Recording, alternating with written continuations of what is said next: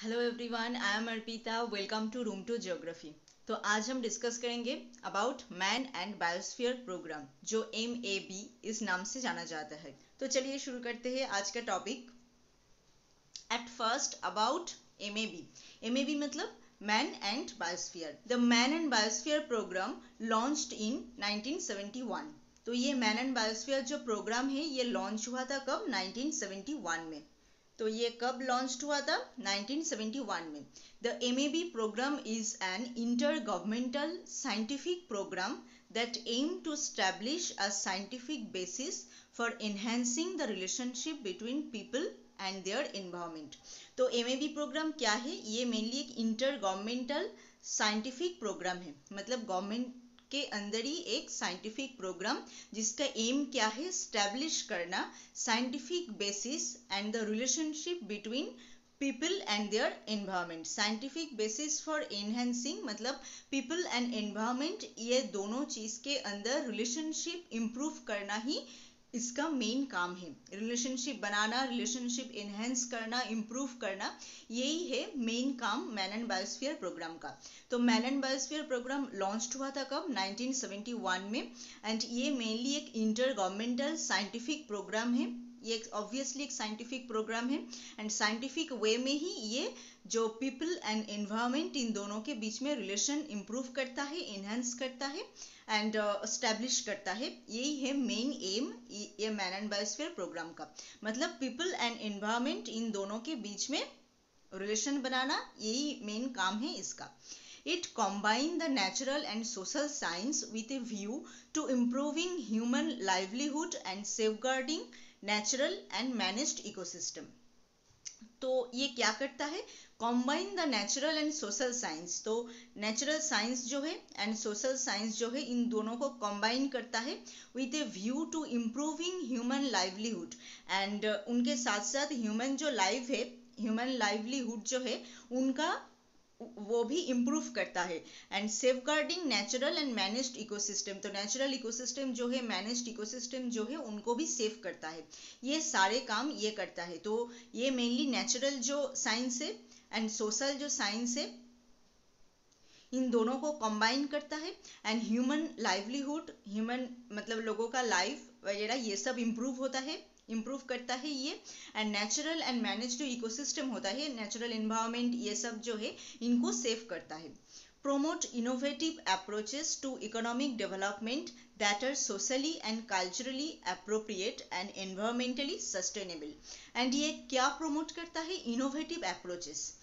बहुत सारे innovative approaches ये प्रोमोट करता है। मतलब किस related approaches? Economic development that are socially and culturally appropriate and environmentally sustainable. Socially and culturally भी वो ठीक ठाक हो, ऐसा जो अप्रोचेस है, एंड एनवायरमेंटली सस्टेनेबल हो, ऐसा अप्रोचेस ये प्रमोट करता है। एनवायरमेंटली सस्टेनेबल होना बहुत ज़रूरी है, क्योंकि नहीं तो एनवायरमेंट बिगड़ जाएगा। सस्टेनेबल यूज़ ऑफ एनवायरमेंट हर वक्त ही ज़रूरी है। मतलब फ्यूचर के लिए बचा के रख के एनवायरमेंट को यूज़ करना, एनवायरमेंट को सेफ रख के उनको यूज़ करना, ये बहुत ज़रूरी है। तो ये मैन एंड बायोस्फीयर प्रोग्राम जो है ये प्रमोट करता है क्या क्या? Innovative approaches. ठीक है, बहुत सारे ऐसे इनोवेटिव अप्रोचेस, जो नए नए अप्रोचेस है, यूनिक अप्रोचेस है, ये सब ये प्रमोट करता है। बट वो क्या कैसा होना चाहिए? सोशली एंड कल्चरली अप्रोप्रिएट होना चाहिए एंड एनवायरमेंटली सस्टेनेबल होना चाहिए। ठीक है, नेक्स्ट क्या है? Predict the consequence of today's action on tomorrow's world. तो आज जो हम काम कर रहे हैं, मतलब एनवायरमेंट के ऊपर जो काम हम आज कर रहे हैं, उनका रिएक्शन टुमारो में कैसा हो सकता है, वो भी प्रेडिक्ट करता है ये। तो टूडेज एक्शन का जो कॉन्सिक्वेंसेस हो सकता है टुमारो के टाइम पे, मतलब नेक्स्ट टाइम पे, तो वो ये प्रेडिक्ट करता है। Increase people's ability to efficiently manage natural resource. तो लोगों का एबिलिटी भी ये इंक्रीज करता है, जैसे वो बहुत अच्छी तरह से नेचुरल रिसोर्स जो है उनको मैनेज कर पाए, एफिशिएंटली मैनेज कर पाए एंड सस्टेनेबल यूज कर पाए। तो इसलिए लोगों का एबिलिटी भी ये इंक्रीज करता है। नेक्स्ट क्या है, biosphere reserve are designated under the intergovernmental MAB programme by the director general of UNESCO following the decision of the MAB international coordinating council और MAB ICC। MAB ICC क्या है, इसके अंदर क्या क्या है, ये सब हम डिस्कस करेंगे आज के वीडियो में ही। तो बायोस्फीयर रिजर्व जो है वो डिजाइन हुआ है ये MAB प्रोग्राम में ही। तो हमने पहले ही कहा MAB प्रोग्राम से दो इंपॉर्टेंट काम हुआ है, एक तो बायोस्फीयर रिजर्व बना है, world network of biosphere reserve बना है, तो वो सब काम ये MAB प्रोग्राम के वजह से ही हुआ है। तो biosphere reserve are designated under the MAB programme and वो डायरेक्टर जनरल ऑफ यूनेस्को जो MAB international council coordinating council जो डिसीजन देता है उनको फॉलो करके ये यूनेस्को का डायरेक्टर जनरल जो है ये बायोस्फीयर रिजर्व को डिजाइन करता है, ठीक है। तो ये मेन काम हुआ है MAB प्रोग्राम में। तो MAB में हमने अभी क्या देखा, मेन जनरल जो नॉलेज है MAB में हमने about man and biosphere programme में हमने क्या देखा। एक तो सबसे पहले ये लॉन्च हुआ है 1971 में। ये एक इंटर गवर्नमेंटल साइंटिफिक प्रोग्राम है एंड इसका एम क्या है, एम है इसका रिलेशन बनाना पीपल एंड एनवायरमेंट इन दोनों के बीच में। ये कंबाइन करता है क्या, natural science and social science, इन दोनों को ये कंबाइन करता है, इम्प्रूव करता है पीपल का लाइवलीहुड एंड जो नेचुरल एंड मैनेज्ड इकोसिस्टम है उनको सेव करता है एंड प्रोमोट करता है क्या, इनोवेटिव अप्रोचेस जो सोशली एंड कल्चरली अप्रोप्रिएट हो एंड एनवायरमेंटली सस्टेनेबल हो एंड प्रेडिक्ट करता है कॉन्सिक्वेंसेस ऑफ टूडेज एक्शन। तो आज हम क्या कर रहे हैं उनका रिएक्शन मतलब बाद के टाइम पे, टुमारो के टाइम पे क्या होगा, उनका जो वो जो प्रेडिक्शन है वो ये करता है एंड लोगों का एबिलिटी ये इंक्रीज करता है जैसे वो बहुत अच्छी तरह से नेचुरल जो इन्वायरमेंट है, रिसोर्स है, उनको मैनेज कर पाए। एंड MAB से बायोस्फीयर रिजर्व जो है ये डिजाइन किया है, MAB प्रोग्राम के थ्रू ही ये डिजाइन हुआ है and man and biosphere international coordinating council जो है वो जो डिसीजन देता है उनको ही फॉलो करता है, यूनेस्को का डायरेक्टर जनरल जो है वो, ठीक है। तो आपको जनरल चीजें MAB के बारे में, मैन एंड बायोस्फीयर प्रोग्राम के बारे में आपको समझ में आ गया है।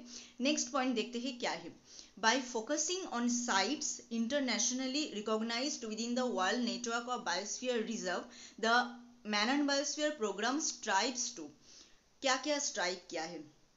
तो इस पॉइंट में क्या बोल रहा है, by focusing on sites internationally recognised, तो world network of biosphere reserve के अंदर जो जो बायोस्फीयर रिजर्व को रिकॉग्नाइज किया गए है, लिस्टेड किया गए है, उनको देख के ये लगता है कि मैन एंड बायोस्फीयर प्रोग्राम जो है ये सब जो काम है, इसके बाद जो हम बोलेंगे अभी पॉइंट में है, ये सब जो काम है ये करने का कोशिश किया है ये मैन एंड बायोस्फीयर प्रोग्राम, ठीक है। तो world network of biosphere reserve के अंदर क्या क्या बायोस्फीयर रिजर्व है, इंडिया से क्या क्या biosphere reserve world network of biosphere reserve के अंदर है, वो सब हम अलग से डिस्कस करेंगे। By focusing on sites internationally recognised with in the world network of biosphere reserve, तो world network of biosphere reserve के अंदर जो जो बायोस्फीयर रिजर्व है उनको देख के ये लगता है कि मैन एंड बायोस्फीयर प्रोग्राम क्या क्या चीज करना चाहते थे, तो वो सब यहाँ पे है, क्या क्या चीज मैन एंड बायोस्फीयर प्रोग्राम ने किया है।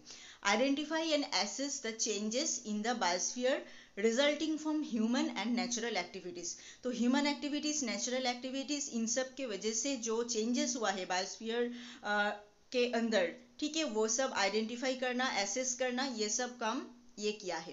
And effect of this changes on humans and the environment in particular in the context of climate change, and ये सब जो चेंजेस हुआ है ह्यूमन एंड नेचुरल एक्टिविटीज, इन सब के मतलब इन सब के थ्रू जो सब चेंजेस हुआ है उनका जो इफेक्ट है वो कैसा इफेक्ट हुआ है ह्यूमन के ऊपर भी एंड एनवायरनमेंट के ऊपर भी, ठीक है, वो सब ये करने का कोशिश किया है ये man and biosphere programme.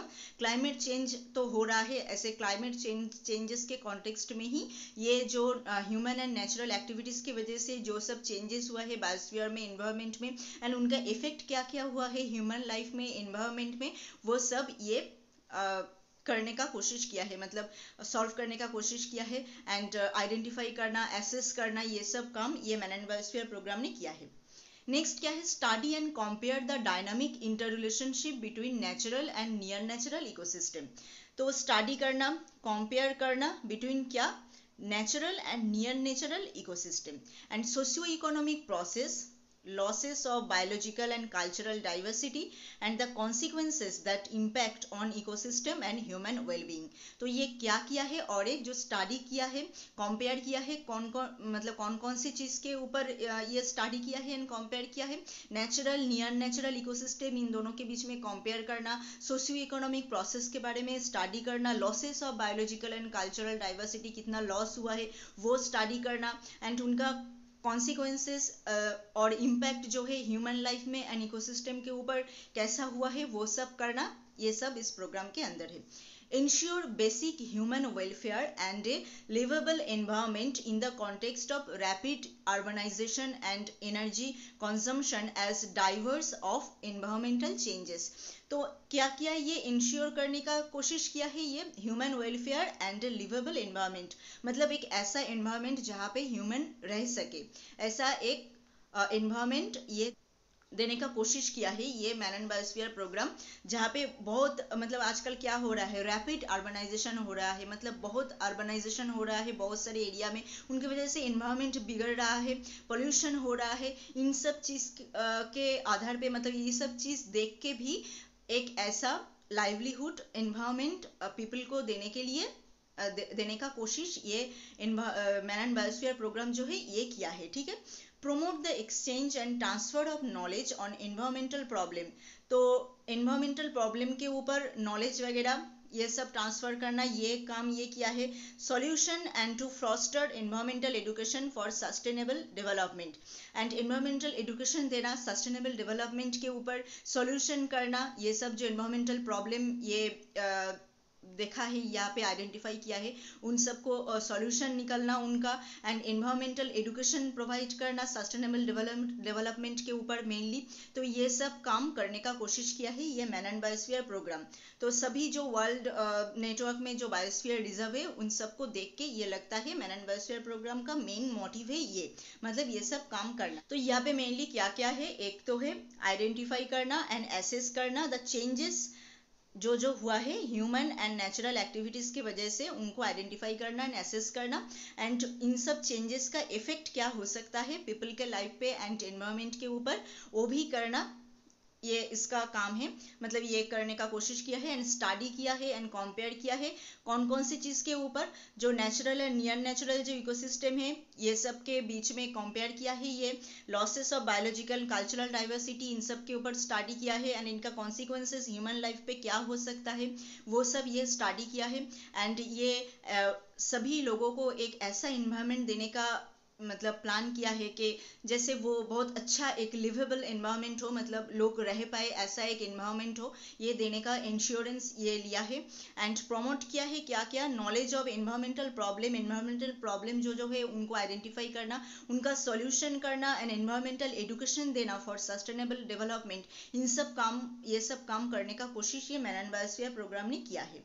Next क्या है, governance. Man and biosphere programme के अंदर कौन कौन है, मतलब इस गवर्नमेंट के अंदर क्या क्या है, कौन कौन है, वो सब अब हम डिस्कस करेंगे। तो main man and biosphere governing body is the international coordinating council of the man and biosphere programme. तो हमने अभी कहा जो बायोस्फीयर रिजर्व जो डिजाइन करते हैं वो मैन एंड बायोस्फीयर प्रोग्राम का जो इंटरनेशनल कोऑर्डिनेटिंग काउंसिल जो है ICC वो ही करते हैं।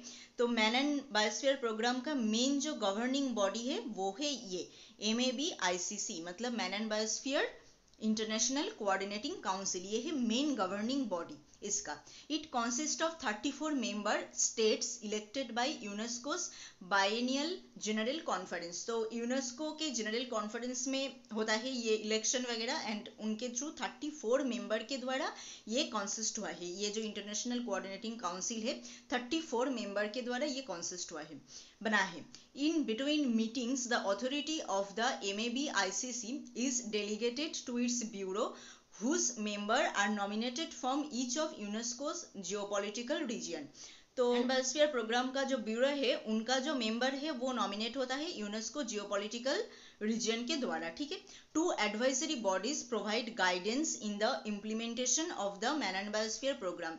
तो मैन एंड बायोस्फीयर प्रोग्राम में मतलब MAB में गाइड करता है, गाइडेंस देने के लिए दो यहाँ पे जो एडवाइजरी बॉडी है वो है, एक तो है the advisory committee and next है द इंटरनेशनल सपोर्ट ग्रुप। ये दो जो है इनको गाइड करता है ये एमएबी को, मतलब क्या करना चाहिए क्या नहीं करना चाहिए इन सब चीज में ये गाइड करता है, एडवाइस देता है, ये दो चीज। तो यहाँ पे सबसे इंपॉर्टेंट जो है मेन गवर्निंग बॉडी क्या है, यहाँ पे ICC international coordinating council 34 member है यहाँ पे, जो यूनेस्को का जनरल जो कॉन्फ्रेंस होता है वहाँ पे ये सिलेक्ट होता है एंड इसको गाइड करता है मेन दो जो ये मैन एंड बायोस्फीयर प्रोग्राम को दो एडवाइजरी बॉडीज इनको गाइड करता है, एक द एडवाइजरी कमिटी एंड एक द इंटरनेशनल सपोर्ट ग्रुप, ठीक है, आईएसजी। सभी के बारे में हम डिस्कस करेंगे। International coordinating council of the man and biosphere programme, तो अभी जो हमने कहा मेन गवर्निंग बॉडी जो है इंटरनेशनल कोऑर्डिनेटिंग काउंसिल, तो वो क्या क्या काम करता है एंड उसके अंदर कैसे मेंबर वगैरह ये सब सिलेक्ट होता है, वो सब अब हम डिस्कस करेंगे। This is known as the MAB council और MAB ICC is the main governing body of the MAB programme. तो ये MAB काउंसिल के नाम से जाना जाता है, MAB ICC के नाम से भी जाना जाता है, ठीक है। Its session are usually held at UNESCO's headquarter in Paris. UNESCO का जो हेडक्वार्टर है पेरिस में, यहाँ पे ही इनका सेशन जो है होता है and hosted by A MAB ICC member state. तो MAB ICC का जो मेंबर्स है हमने कहा 34 मेंबर स्टेट के द्वारा ये बनता है, उनके द्वारा ही ये होस्ट होता है। इनका जो मतलब सेशन वगैरह जो होता है वो इनके द्वारा ही होस्टेड होता है। Each member state has one vote, तो सभी जो मेंबर स्टेट है वो एक ही वोट दे सकता है and can send as many expert और adviser as it wishes to the council session। And बहुत सारे ऐसे एक्सपर्ट वो भेज सकता है एंड एडवाइजर भेज सकता है जो ये सेशन में एडवाइस कर सकते हैं, वो एक्सपर्ट जो है वो बोल सकते हैं उन सब चीज के बारे में। तो ऐसा एडवाइजर एक्सपर्ट ये बहुत सारे लोग भेज सकते हैं, बट वोट दे सकते हैं एक ही, ठीक है। Those who are not current member of the MAB council can send representative as observer. तो जो सब अभी MAB ICC का मेंबर नहीं है, पहले था, ठीक है, वो सब क्या कर सकते हैं, जो ऑब्जर्वर भेज सकते हैं यहाँ पे, मतलब जो ये सब देख सके, सुन सके एंड समझ सके क्या क्या हो रहा है सेशन में, ये सब चीज के लिए ऑब्जर्वर भेज सकते हैं MAB काउंसिल का जो पहले का जो मेंबर था, ठीक है, जो करंट मेंबर नहीं है वो सब लोग। UN agencies such as UNEP, FAO, UNDP, WMO, WHO are invited to participate as observer as well as representative of the International Council for Science and International Social Science Council and the World Conservation Union। तो ये सब जो agency से, ठीक है, United nation का जो agency से ये सब यहाँ पे आ सकते हैं एज ए ऑब्जर्वर, मतलब देखने के लिए यहाँ पे सेशन में क्या क्या हो रहा है ये, एंड रिप्रेजेंट करता है, क्या क्या रिप्रेजेंट करता है ये, ICSU मतलब international council for science, international social science council and world conservation union IUCN, इन सब का एज ए रिप्रेजेंटेटिव ये सब लोग जो है आते हैं, मतलब ये सब एजेंसीज यहाँ पे आते हैं। 34th session of the international coordinating council of the MAB programme take place, sorry ये टेक होगा, TAKE होगा, take place on 13 to 17 June 2022। तो ये हो गया है 34th सेशन जो है, तो ये कब टेक प्लेस हुआ है, 13 से लेके 17 जून के अंदर 2022 में, ठीक है। तो 34th सेशन जो है वो ही है करंट सेशन जो हुआ है। तो यहाँ पे क्या हुआ है, mainly international coordinating council mainly क्या करता है, ये तो एक तो गया, ये है मेन गवर्निंग बॉडी, ठीक है। इनका जो सेशन होता है मेनली होता है यूनेस्को का हेडक्वार्टर जो है पेरिस, वहाँ पे ही होता है एंड होस्ट करता है, इनका जो मेंबर स्टेट है वो सब होस्ट करता है एंड सभी जो मेंबर स्टेट है वन वोट दे सकता है एंड बहुत सारे एक्सपर्ट एडवाइजर ये सब यहाँ पे भेज सकते हैं जो बहुत सारी चीज में एडवाइस वगैरह ये सब दे सके एंड जो अभी का मेंबर नहीं है, पहले था, वो ऑब्जर्वर भेज सकते हैं यहाँ पे, मतलब देखने के लिए सिर्फ, ठीक है। एंड UN जो एजेंसी से वो सब एज ए ऑब्जर्वर यहाँ पे आ सकते हैं एंड रिप्रेजेंट करता है किस किस को, ICSU जो इंटरनेशनल काउंसिल फॉर साइंस है, इंटरनेशनल वर्ल्ड कंजर्वेशन यूनियन है, इंटरनेशनल सोशल साइंस काउंसिल है, इन सब को रिप्रेजेंट करता है ये। एंड करंट जो सेशन है वो हुआ है 34th सेशन, वो हुआ है जून 2022 में, ठीक है। Role of the international coordinating council, तो ये गया तो governing body of international coordinating council. And इनका काम क्या है, अब रोल क्या है।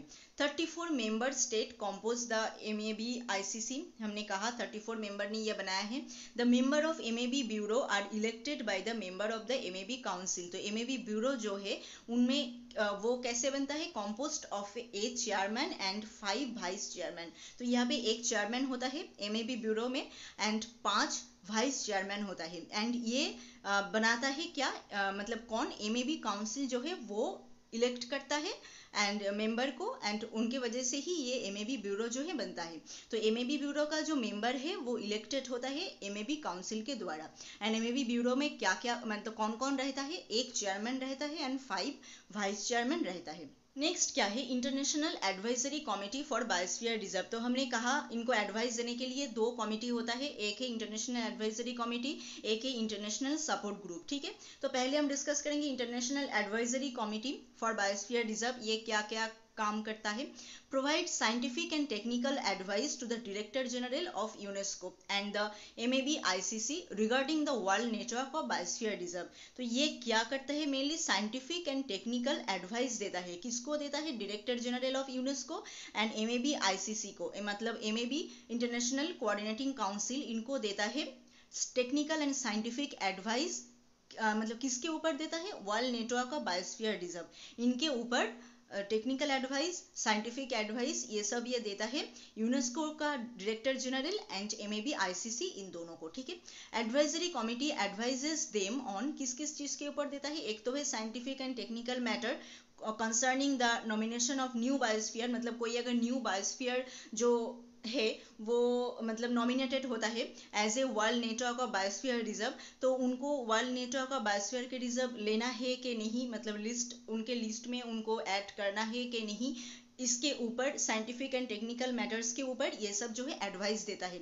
फिर जाके ये जो ICC है, MAB-ICC है and director general of UNESCO है, ये सब डिसाइड करता है कि उनको वर्ल्ड नेटवर्क के अंदर लेना है कि नहीं। ठीक है, changes and periodic review of sites already included in the WNBR। WNBR मतलब क्या है, world network of biosphere reserve. तो जो सब included world network of biosphere reserve है, अभी तो हमने कहा जो न्यू वर्ल्ड मतलब न्यू बायोस्फीयर रिजर्व जो है, जो नॉमिनेटेड होता है as a world network of biosphere reserve, उनके ऊपर ये साइंटिफिक एंड टेक्निकल जो मैटर्स है उनके ऊपर ये एडवाइस देता है। ये तो एक पॉइंट गया।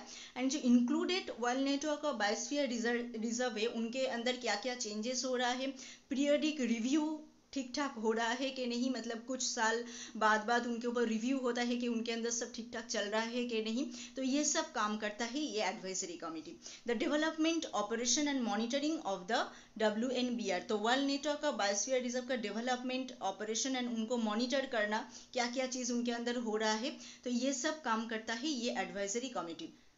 तो एडवाइजरी कमेटी मेनली क्या करता है, एडवाइजरी कमेटी का मेन काम है साइंटिफिक एंड टेक्निकल एडवाइस देना। ठीक है, MAB-ICC and director general of UNESCO को। ये जो नया जो नॉमिनेशन आता है बायोस्फीयर रिजर्व का, जो वर्ल्ड नेटवर्क के अंदर इंक्लूड होना चाहता है, मतलब इंक्लूड करना चाहता है, उनके ऊपर साइंटिफिक एंड टेक्निकल एडवाइस जो है ये देता है कि उनको लेना है कि नहीं, कौन कौन चीज़ के, मतलब वो जो क्राइटेरिया है जिनके ऊपर बेस करके ये वर्ल्ड नेटवर्क ऑफ बायोस्फीयर के अंदर जाता है कोई बायोस्फीयर रिजर्व, तो वो सब क्राइटेरिया वो फुलफिल कर पा रहा है कि नहीं, वो सब देखता है ये। एंड जो इंक्लूडेड जो world network of biosphere reserve है, जो इंक्लूडेड बायोस्फीयर रिजर्व जो एरिया है, उनके अंदर क्या क्या चेंजेस हो रहा है, पीरियोडिक रिव्यू अच्छे से देना, ये सब काम ये करता है। उनको मॉनिटर करना, डेवलप करना world network of biosphere reserve को, ये सब काम है ये एडवाइजरी कमेटी का। नेक्स्ट क्या है, और एक जो हमने कहा है जो एडवाइस करता है, और एक क्या था, सॉरी ये इंटरनेशनल होगा, आई एम सो सॉरी, ये यहाँ पे इंटरनेशनल होगा, इंटरनेशनल सपोर्ट ग्रुप जो ISG है। ठीक है, set up by MAB-ICC during its 21st session. तो MAB-ICC का जो 21st सेशन जब हुआ था, लेटेस्ट सेशन तो है 34th सेशन हमने कहा, तो 21st सेशन जब हुआ था तब ये ISG जो है इंटरनेशनल सपोर्ट ग्रुप ये बना था। It advises the MAB secretariat on the implementation of the lima action plan and other relevant aspect of the MAB। जो लिमा एक्शन प्लान जो है इनका स्ट्रैटेजी के अंदर है एमएबी प्रोग्राम के, तो उनके ऊपर एडवाइस देता है एमएबी सेक्रेटरीट को। लिमा एक्शन प्लान के अंदर क्या क्या है वो हम अलग एक वीडियो में डिस्कस करेंगे। मतलब इसके अंदर क्या क्या इंक्लूड किया है मैन एंड बायोस्फीयर प्रोग्राम ने, वो हम अलग से डिस्कस करेंगे, ठीक है। तो इंटरनेशनल सपोर्ट ग्रुप का मेन काम क्या है, ये बना है 21st सेशन में लिमा एक्शन प्लान के बारे में उनको इम्प्लीमेंट करने के लिए एडवाइस देना एमएबी सेक्रेटेरिएट को, मेन काम है ये इसका इंटरनेशनल सपोर्ट ग्रुप का। एंड जो एडवाइजरी कमेटी है उनका मेन काम है न्यू जो बायोस्फीयर रिजर्व लिस्टेड होने के लिए आता है उनका जो टेक्निकल एडवाइस है ना, उनके ऊपर साइंटिफिक एडवाइस है ना, उनको लेना है कि नहीं, ये सब काम के ऊपर। एंड जो इंक्लूडेड जो बायोस्फीयर रिजर्व है वर्ल्ड नेटवर्क के अंदर, उनके अंदर क्या क्या चेंजेस हो रहा है एंड क्या क्या पीरियडिक रिव्यू हो रहा है, उनको डेवलप करना, उनको मॉनिटर करना, ये सब काम वो करता है। एंड लिमा एक्शन प्लान को इम्प्लीमेंट करने के लिए एडवाइस देते हैं एमएबी सेक्रेटेरिएट को ये इंटरनेशनल सपोर्ट ग्रुप। नेक्स्ट क्या है, एमएबी स्ट्रैटेजी जो 2015 to 2025 के अंदर है, जो है एमएबी स्ट्रैटेजी। मतलब मैन एंड बायोस्फीयर प्रोग्राम का स्ट्रैटेजी क्या क्या है, स्ट्रैटेजी के अंदर क्या क्या है, to create and strengthen models for long term development in the WNBR। तो वर्ल्ड नेटवर्क और बायोस्फीयर रिजर्व के ऊपर जो लॉन्ग टर्म डेवलपमेंट हो सके ऐसा जो मॉडल है उनको बनाना एंड उनको स्ट्रेंथन देना, ये काम करना इनके स्ट्रैटेजी के अंदर है। मतलब लॉन्ग टर्म डेवलपमेंट हो सके वर्ल्ड नेटवर्क और बायोस्फीयर रिजर्व का ऐसा मॉडल बनाना, ये एक स्ट्रैटेजी के अंदर है। Communicate the experience and lesson learn thereby facilitating the global spread and application of this model। And ये जो सब मॉडल यहाँ पे बनेगा उनको उनका अप्लाई करना एंड ग्लोबली उनको स्प्रेड करना, मतलब पूरे वर्ल्ड में उनको स्प्रेड करना एंड कम्युनिकेट करना the experiences and lesson learn, मतलब जो सब एक्सपीरियंसेस हो रहा है वो मॉडल के थ्रू एंड जो सब सीख रहा है उनको वो सब जानना, कम्युनिकेट करना, ये सब काम भी इनके स्ट्रैटेजी के अंदर है। Evolution and high quality management strategies and policies for sustainable development. तो एनवायरनमेंट एंड पीपल का लाइवलीहुड इनको मैनेज करने के लिए बहुत सारे हाई क्वालिटी मैनेजमेंट का एवोल्यूट करना, strategy and policies for sustainable development and planning, sustainable development and planning के लिए बहुत सारे स्ट्रैटेजी बनाना, प्लान करना, as well as accountable and resilient institution are all supported. मतलब बहुत सारे ऐसे इंस्टीट्यूशन बनाना जो ये सब काम कर पाए, सस्टेनेबल डेवलपमेंट के ऊपर स्ट्रैटेजी बना पाए एंड एडुकेशन दे पाए बहुत अच्छी तरह से, ऐसा इंस्टीट्यूशन इनके सपोर्ट में बन सके, ये सब काम करना ये इनके स्ट्रैटेजी के अंदर लिया गया है। Conserve biodiversity, restore and improve ecosystem service and promote natural resource sustainability. तो बायोडाइवर्सिटी कंजर्व करना ये तो मेन काम है ही, एंड इम्प्रूव करना इकोसिस्टम एंड नेचुरल रिसोर्स जो सस्टेनेबिलिटी है उनको प्रोमोट करना, मतलब सस्टेन यूज करना नेचुरल रिसोर्स का, उनको प्रोमोट करना मेन इनके स्ट्रैटेजी के अंदर है। Contribute to the development of sustainable, healthy and equitable societies, economies and thriving human settlement that are compatible with the biosphere।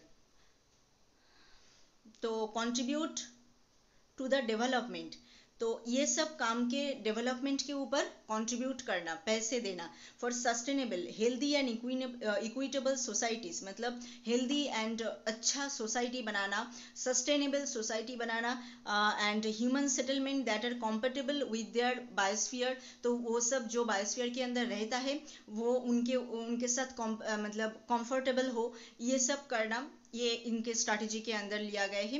Facilitate biodiversity and sustainability science as well as education and capacity building. तो biodiversity and sustainable जो science है उनको facilitate करना and उनका जो education है वो सबके अंदर देना, उनका कैपेसिटी बिल्डिंग ये सब काम करना ये स्ट्रैटेजी के अंदर लिया गया है। Support climate change mitigation and adaptation as well as other aspect of global environment change. तो एनवायरमेंटल जो चेंज हो रहा है, क्लाइमेट चेंज हो रहा है, उन सबको मिटिगेट करना, एडेप्ट करना, कैसे उन सब क्लाइमेट चेंज के ऊपर एडेप्ट करके रह पाता है स्पीसीज वगैरह, ये सब काम करना, ये सब इनके स्ट्रैटेजी के अंदर लिया गया है। तो स्ट्रैटेजी में मेनली क्या क्या हम देख रहे हैं, 2015 से 2025 तक ये सब काम करने का सोच रहा है ये MAB प्रोग्राम जो है वो मेन क्या है, यहाँ पे model banana, long term development related model banana, and ये सब मॉडल के द्वारा क्या क्या एक्सपीरियंस गेन हो रहा है एंड ग्लोबली वो स्प्रेड होके कैसा हो रहा है, मतलब ये सब मॉडल का इफेक्ट वो सब जानना, कम्युनिकेट करना, ये स्ट्रैटेजी के अंदर लिया गया है। And high quality management strategies ये सब बनाना जो सस्टेनेबल डेवलपमेंट एंड प्लानिंग के ऊपर हो, एंड ये सब के ऊपर एडुकेशन दे सके ऐसे इंस्टीट्यूशन वगैरह ये सब बनाना, ये भी इनके स्ट्रैटेजी के अंदर लिया गया है। बायोडाइवर्सिटी कंजर्व करना, ऑब्वियसली कंजर्वेशन तो है ही इनका मेन मोटिव, तो वो सब इनके स्ट्रैटेजी के अंदर लिया गया है। एंड कंट्रीब्यूट करना कौन कौन सी चीज़ के ऊपर, development of sustainable healthy and equitable societies, तो अच्छा एक सोसाइटी बनाने के ऊपर ये कंट्रीब्यूट करेंगे, ऐसा स्ट्रैटेजी के अंदर लिया गया है। एंड जो ह्यूमन सेटलमेंट जो है उनके बायोस्फीयर के साथ कंफर्टेबली रह पाए, ये काम करने का यह सोचा है। एंड बायोडाइवर्सिटी एंड सस्टेनेबल जो साइंस है उनका एडुकेशन बहुत अच्छा हो एंड लोग बहुत अच्छे से जान पाए, ये सब काम इसके अंदर लिया गया है। एंड क्लाइमेट चेंज जो हो रहा है, ग्लोबली जो एनवायरनमेंट चेंज हो रहा है उनको मिटिगेट कैसे करना है, अडॉप्ट कैसे करना है, अडॉप्ट करके कैसे रहना है उनके साथ, ये सब भी इनके स्ट्रैटेजी के अंदर लिया गया है। नेक्स्ट क्या है, UNESCO prizes and MAB award, तो यूनेस्को के द्वारा बहुत सारे प्राइजेस भी होता है, जो अच्छा काम करेगा, जो बायोस्फीयर रिजर्व वगैरह उनके लिए प्राइजेस है, एंड MAB भी अवार्ड देता है। वो सब क्या क्या है, the prizes managed by UNESCO's MAB programme afford recognition to outstanding contribution in the management और प्रिजर्वेशन ऑफ द एनवायरनमेंट, तो किस लिए ये जो प्राइजेस एंड अवार्ड जो है किस लिए लोगों को मिलेंगे, इसलिए कि अगर वो आउटस्टैंडिंग परफॉर्मेंस दे, किस काम के ऊपर, preservation of the environment and management of the environment, environment को प्रिजर्व करना, मैनेज करना, इन सब चीज़ के ऊपर अगर वो आउटस्टैंडिंग परफॉर्मेंस देता है, मतलब बहुत अच्छा काम करता है एनवायरनमेंट को प्रिजर्व करने के लिए, एनवायरनमेंट को मैनेज करने के लिए, तभी जाके ये प्राइजेस एंड अवार्ड जो है उनको मिलेंगे।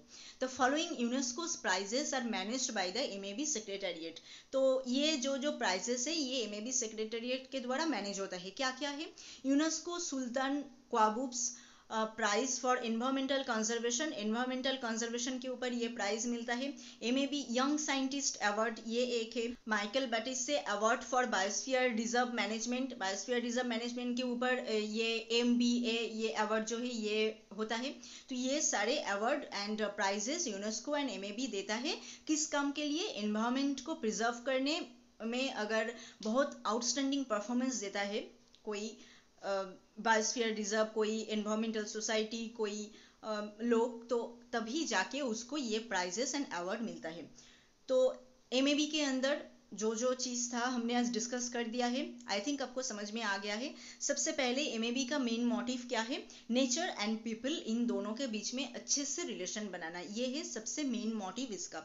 एंड इनके अंदर ये मेन काम क्या किया है, एक तो वर्ल्ड नेटवर्क और बायोस्फीयर रिजर्व बनाया है, एंड बायोस्फीयर रिजर्व डिज़ाइन किया है, जो है मेन काम इसका। एंड बायोस्फीयर रिजर्व के बारे में तो हमने डिस्कस कर दिया है, वर्ल्ड नेटवर्क के बारे में भी हमने थोड़ा सा डिस्कस किया है बायोस्फीयर रिजर्व के अंदर, बट वो हम अलग से डिस्कस करेंगे ब्रॉडली, ठीक है। एंड ये सब काम करने के लिए सोचा है, जो ह्यूमन नेचुरल एक्टिविटीज़ के ऊपर जो चेंजेस हो रहा है वो सब देखना, उनके कॉन्सिक्वेंसेस कैसे कैसे हो सकते हैं वो सब देखना, ये सब इनके गवर्नेंस के अंदर क्या क्या है। एक तो है जो सबसे इम्पोर्टेंट है इंटरनेशनल कोऑर्डिनेटिंग काउंसिल, ये है, एंड दो सपोर्ट ग्रुप है, advisory committee and international support group, ठीक है। तो इंटरनेशनल कोऑर्डिनेटिंग काउंसिल के अंदर क्या क्या है वो सब यहाँ पे है, कैसे वो इलेक्ट होता है एंड उनका रोल क्या है, एंड एडवाइजरी कमेटी का काम क्या है, एंड इंटरनेशनल सपोर्ट ग्रुप इसका काम क्या है वो हमने दे दिया है। इनका स्ट्रैटेजी क्या क्या है, 15 से 25 तक 10 इयर्स का स्ट्रैटेजी क्या क्या है वो यहाँ पे है। क्या क्या अवार्ड प्राइजेस इधर से मिल सकता है एंड किस काम के लिए मिलेगा वो सब हमने यहाँ पे डिस्कस कर दिया है। आई थिंक आज के पार्ट आपको समझ में आ गया है। फिर भी कोई क्वेश्चन है तो आप प्लीज़ हमें कमेंट करके बताएं। मिलते हैं और एक नए वीडियो में और एक नए टॉपिक के साथ। Thank you.